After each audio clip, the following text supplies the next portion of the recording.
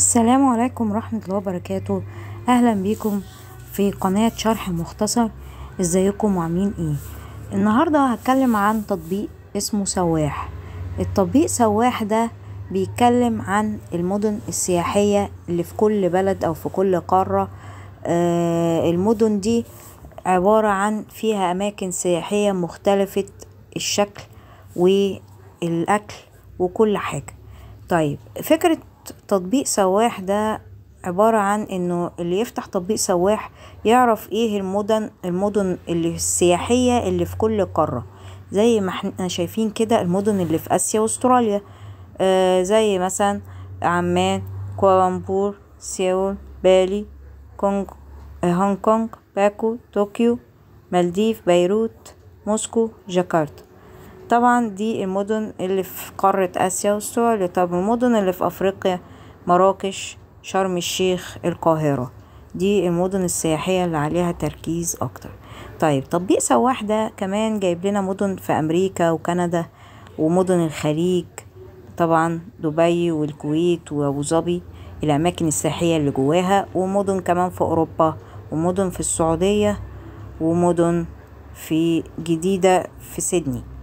طيب زي ما احنا شايفين كده دي المدن السياحية اللي قدامنا. طيب، عايزين نعرف بقى ايه اللي جوه المدن السياحية نفسها. يعني مثلا نختار شرم الشيخ مثلا. دي شرم الشيخ معروفة طبعا ان هي في السياحة، في السياحة والترفيه، تمام كده.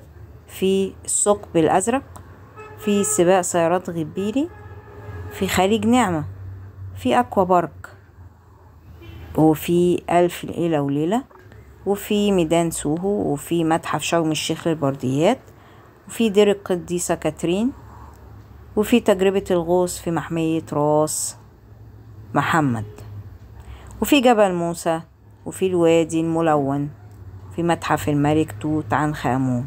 طبعا كل الكلام ده دي أماكن سياحية وترفيهية في شرم الشيخ.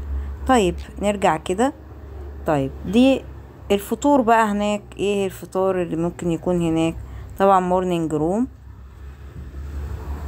فطار اسمه تيرانا، فطار اسمه ماونتن فيو، فطار اسمه يعني في اسماء طبعا كتير. ماشي، ده الفطار. طيب نشوف ايه تاني كمان كاتبين عنه. المطاعم اللي ممكن نستكشفها في شرم الشيخ زي زودياك، كوناكاي سوشي، اير فرانتيو، ريف جريل، بومباي، انتركوت ستيك، في سي فود ايلاند، اسماك فارس، ليالي كان زمان، وفي دنانير، وفي مطاعم كتير، وفي مطعم اسمه المصريين، وفيروز، وحاجات كتير اوي. طيب، دي المطاعم، واتكلمنا على الفطار، واتكلمنا على الترفيه والسياحة، الأماكن السياحية. طب المساجد مثلا: مسجد الصحابة هناك، وادي مسجد المصطفى، المسجدين دول مشهورين هناك طبعا كسياحة برضو. وأماكن التسوق طبعا المولات، اللي هو السوق الشعبي القديم، في جنينة مول، السوق الشعبي القديم، جنينة مول، وهكذا. طيب، في كمان اكوا بارك، وفي خليج نعمة.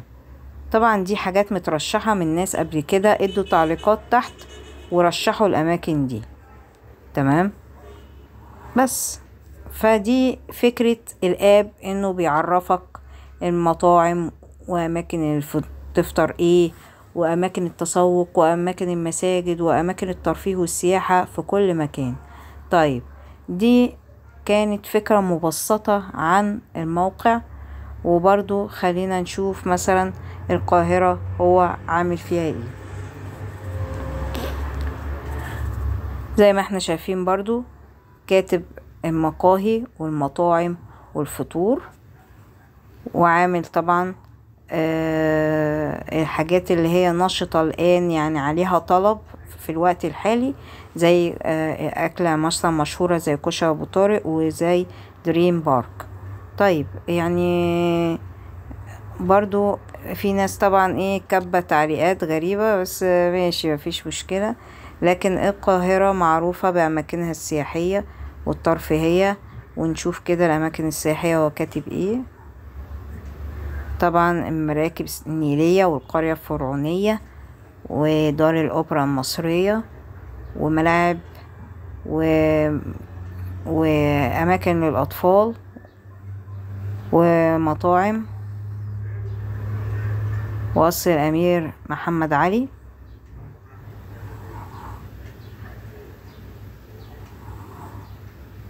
وأكوا بارك وفاميلي لاند.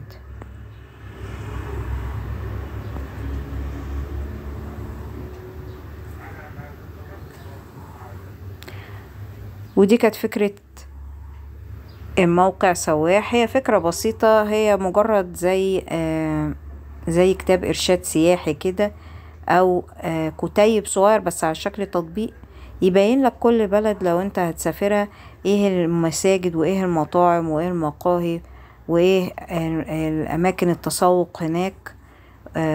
دي حاجة كويسة جدا، يعني بتوريك يعني شكل من اشكال، زي دليل كده، دليل يعرفك الاماكن بدل ما انت يعني تروح تستطلع يعني. فده يعتبر دليل كويس يعرفك الاماكن الترفيهية والسياحية في مصر. دي حاجة كويسة جدا. بشكركم شكرا جزيلا، وارجو ان انا اكون افدتكم. وما تنسوش اللايك والشير والسبسكرايب. ولو في اكتبولي في التعليقات لو انتوا حابين ان انتوا في اي فيديو مثلا عايزين نعمله عن موضوع ما، عن موقع ما اشرحه. فدي فكرة كويسة جدا، وده بنبسط من مشاركتكم معايا. شكرا جزيلا. وبرضو لو في تعليقات سلبية انا بتقبل النقد، مفيش مشكلة. وشكرا جزيلا لحضراتكم، والسلام عليكم ورحمة الله وبركاته.